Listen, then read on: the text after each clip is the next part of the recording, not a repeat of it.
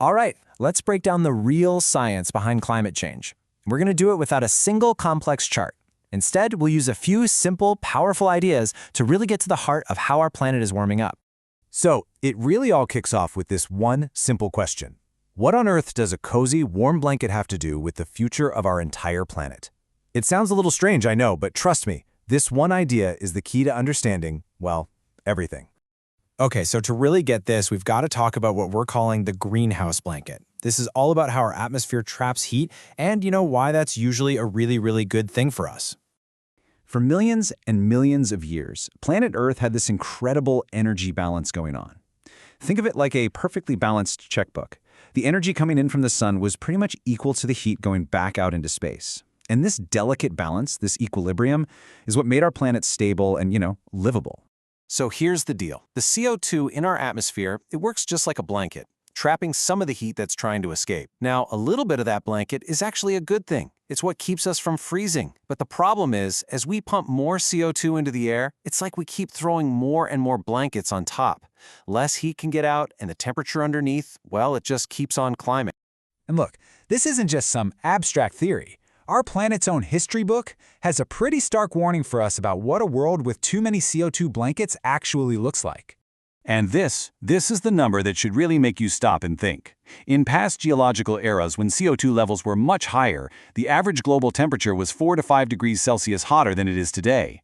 That was a hothouse world. It was a world for reptiles, not for mammals like us who need to sweat to cool off. It just wasn't built for us. Which brings up a really good question, right? If our CO2 levels are getting up into that ancient danger zone, why isn't it 5 degrees hotter outside right now? What's the holdup? Well, the answer is actually all around us. It's our massive, deep, cold oceans. They're acting like a giant sponge, soaking up a huge amount of this extra heat. But this creates a really dangerous time lag. The full warming effect is being put on pause, maybe for centuries, maybe even 1,000 years. What we're doing today is basically setting the thermostat for future generations, and they won't be able to turn it down. Okay, so that leads us to the next big piece of this puzzle. The thing that makes CO2 so dangerous is also what makes it so sneaky. It's totally invisible. I mean, think about it.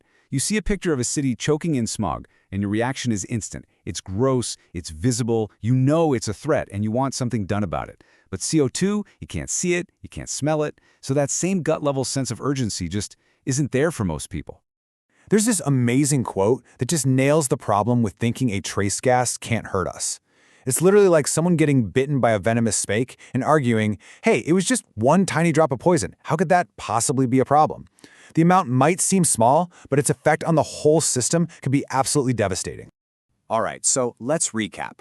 We've got a planet that's warming up, but there's a huge delay in feeling the full effects. So what does that actually mean for our future? What happens when that giant ocean heat sponge finally gets saturated? When you look back at the Earth's history, the data points to something pretty mind-blowing.